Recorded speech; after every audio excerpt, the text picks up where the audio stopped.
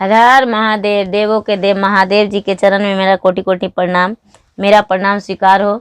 सब गुरु भाई बहन के चरण में प्रणाम, मेरा प्रणाम स्वीकार हो। माता पिता के चरण में प्रणाम, मेरा प्रणाम स्वीकार हो। सब जीव जंतु के चरण में प्रणाम, मेरा प्रणाम स्वीकार हो। गुरु भाई बहन, मैं एक कथा सुनाने जा रही हूँ। ये कथा बहुत सुंदर कथा है। ये कथा पूरा सुनिए और इसका रहस्य जानिए। पूरा सुनने से अच्छा लगेगा, शिव गुरु का अपमान नहीं होगा। यदि पूरा नहीं सुनेंगे तो शिव गुरु का अपमान होगा। हर हर महादेव। एक लड़की थी, उसके 7 भाई थे।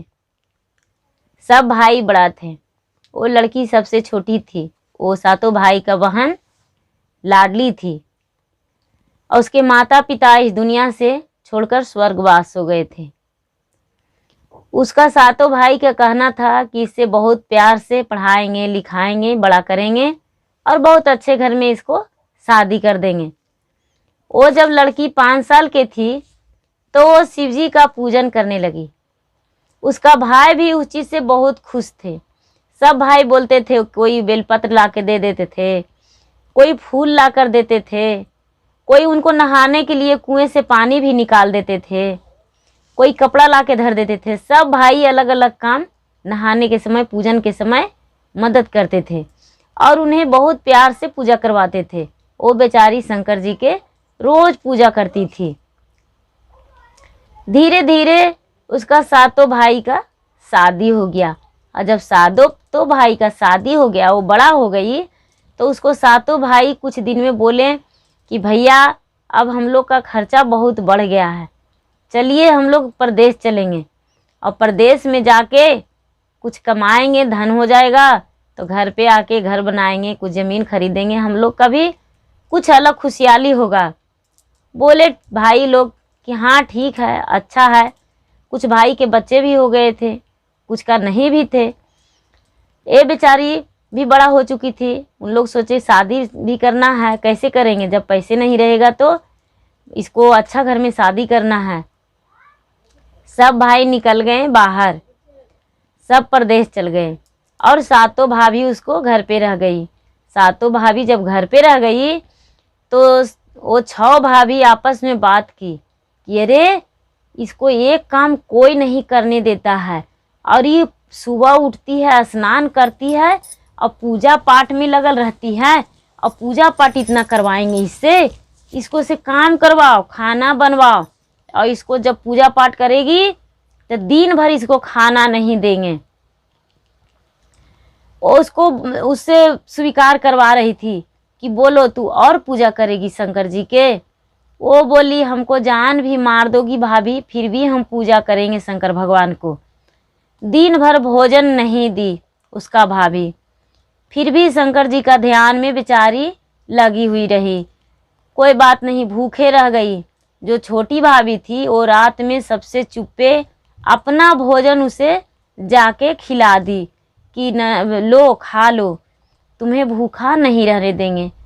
वो बेचारी कोई बात नहीं, अपने भूखे रह के उसे भोजन करा दी। जब सुबह हुआ तो उसका भाभी बोली जाओ जंगल में से लकड़ी ले आओ, हम बनाएंगे क्या चीज़ से, तुम्हें स्कूल नहीं जाना है, पूजा नहीं करने दी, जाओ जंगल जाओ और बिना रस्सी के, बिना कुल्हाड़ी के लकड़ी तुम्हें बोझा बांध के लाना है।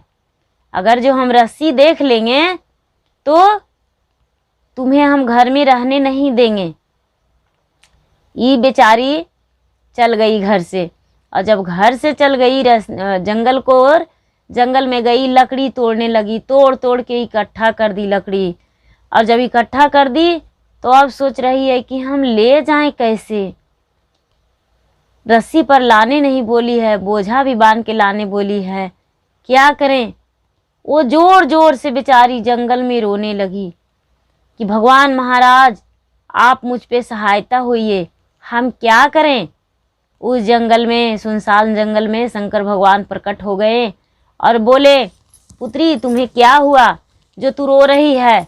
बोले महाराज ऐसा बात है, हम क्या करें। वो गले से अपने नाक को निकाल दिए और निकाल के और नाक के बोले कि लो जो ये लकड़ी रखल है इसमें लपटा जाओ और लपटा के इतना बड़ा तू बन जाना कि इसका बोझा छोटा ना पड़े, बोझा में लपटा के और बोझा से तू ज़्यादा हो जाओ और ये सर पर उठा लेगी धीरे धीरे। वो शंकर भगवान खुद उसे मदद किए और लकड़ी उसे माथा पर उठा दिए। बेचारी लेके लकड़ी घर चल गई और जब घर गई तो धीरे से बोझा रख दी। वो जो नाग था वो वापस लौट आया और ये बेचारी लकड़ी धर दी घर में। उसका भाभी अपने भाभी को जाके बोली, भाभी हम लकड़ी ले आए हैं। बोली क्या चीज़ पे बांध के लाई हो? नहीं कुछ में पे नहीं, हम सिर्फ समेट के लाए हैं लकड़ी को, चल के देख लो। उसका भाभी देखी, अरे हाँ ये तो सही है, बोझा ऐसा सट गया है कि लकड़ी निकलता नहीं है, कैसे सटा दी है। खैर कोई बात नहीं, अच्छा बात है कि तुम ले आई हो। बोली बेचारी अब तो खाना दोगी ना? बोली हाँ देंगे, लेकिन भाभी हम ऐसे नहीं खाएंगे, हम जंगल गए थे, जंगल में बहुत गंदा था, हम ऐसे कैसे भोजन करेंगे, हम स्नान करेंगे। वो बेचारी जाके स्नान की और कुछ नहीं तो खाली जल लेकर भी शंकर जी पर चढ़ा दी और भगवान की आराधना कर दी कि भगवान महाराज मेरे पास और कोई उपाय नहीं है, सिर्फ आपके लिए पानी लेकर आई हूँ। जब हमको भैया आएंगे तो आपके लिए हम सब कुछ लेकर आएंगे और पूजा करेंगे। ये बेचारी इतना कह के झट से मंदिर से निकल गई और अपने भाभी के पास गई। उसके भाभी खाना दे दी और बेचारी खा ली।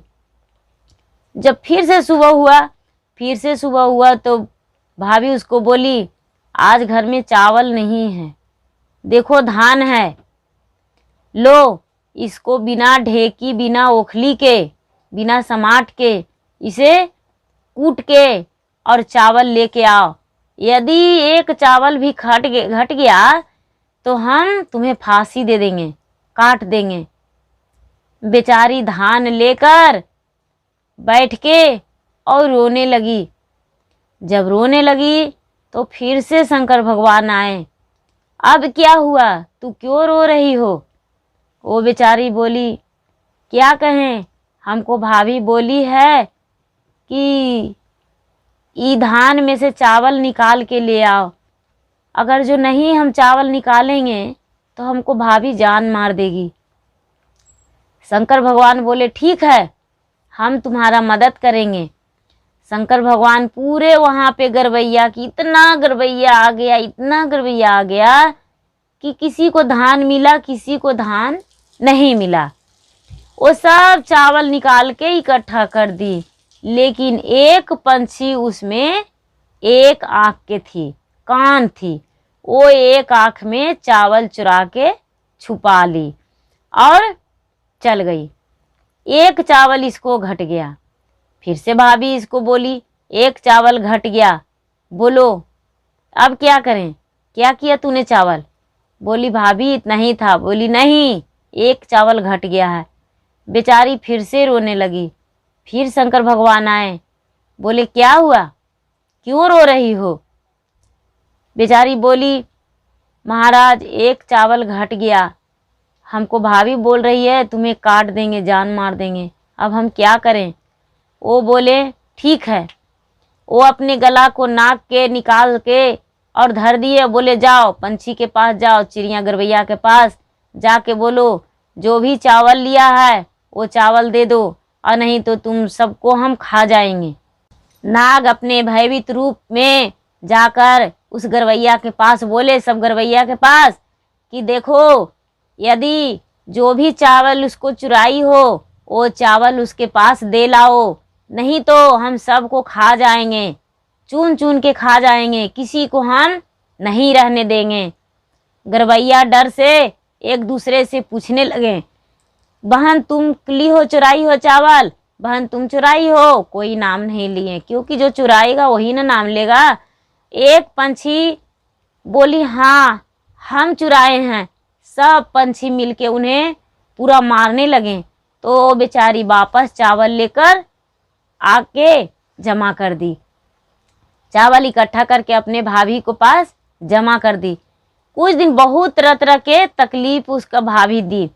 कुछ दिन के बाद बोली जाओ, एक कम्बल काला है, इसे जाके धो दो, और ऐसा धोना कि जो उजला हो जाए, ये काला नहीं रहना चाहिए।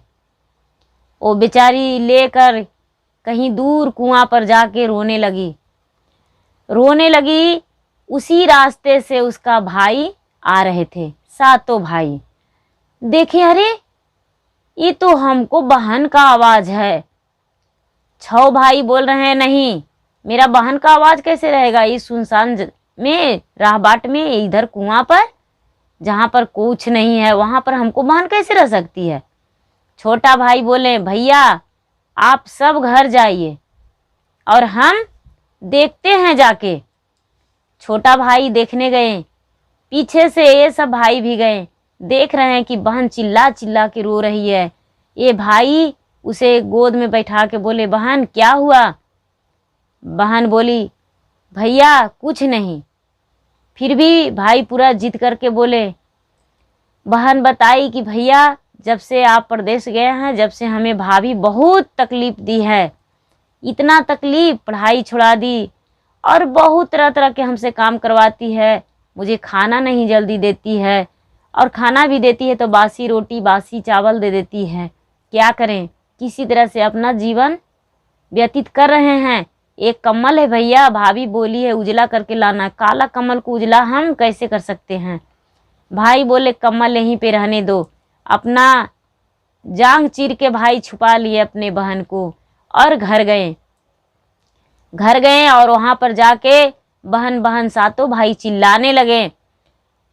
उधर से भाभी लोग आई 6 और बोली वो तो ढिलुआ ढिल रही है, उसके लिए ढिलुआ लगा दिए हैं, वो ढिलुआ ढिल रही है, बोल रही है दूध भात खा रही है और बोल रही है भैया मेरे पास आएंगे मिलने, हम नहीं जा सकते हैं। वो बहुत घमंडी है, बहुत अभिमानी है जी, नहीं आएगी। भाई बोले सब अच्छा ऐसा बात है तो किधर ढिलुआ लगा हुआ है, चल के बताओ, हम उसके पास जाएंगे। लेकिन घर में वो बेचारी रहे तब तो वो तो घर में थी ही नहीं। इतना ही में जो छोटा भाई थे वो अपने जांग चीर दिए और बहन को निकाले और बोले कि देखो तो ये कौन है। 6 भाभी उसके मूर्छित हो गए, शर्मिंदगी से पीछे मुंह फेर लिए, और जो छोटी वाली भाभी थी वो बाहर आई ही नहीं थी। वो बेचारी डर से चुपचाप अपने किचन में खाना बना रही थी। उसके पति उसके पास गए, बोले लो सब कोई बाहर निकली, तुम अंदर क्यों रह गई। वो बोली बेचारी क्या कहें, जो आपकी बहन है उसे बहुत इन लोगों ने दुख दिए हैं, इसलिए आपके लिए मुझे कोई शब्द नहीं है बोलने का, इसलिए हम चुपचाप बाहर नहीं निकले। हम क्षमा चाहते हैं, मुझे माफ़ कर दीजिए कि आपका बहन के हम पूरा ख्याल नहीं रख पाए। क्या करें, अगर यदि ख्याल रखते तो ऐसा नहीं होता। वो बोले नहीं, इसमें इसका तुम्हारा कोई कसूर नहीं है, ऊपर वाला का कसूर है। हम उसे लाड प्यार से पाले जरूर, लेकिन ऊपर वाला का जो मर्जी था वही हुआ, इसलिए इसमें तुम्हारा कोई गलती नहीं है। और सातों भाई मिलके बहन को बहुत अच्छे घराना में शादी किए, खुशी खुशी। और जब शादी किए तो उनके जो पति थे वो बहुत अच्छा, बहुत प्यारे मिले। वो भी शिव का भक्त थे, शिव का पुजारी थे, और दोनों पति पत्नी शिव का ही पुजारी बनके और अच्छे जीवन बिताने लगे। उनके घर में किसी प्रकार का कोई कमी नहीं रहा। हर हर महादेव।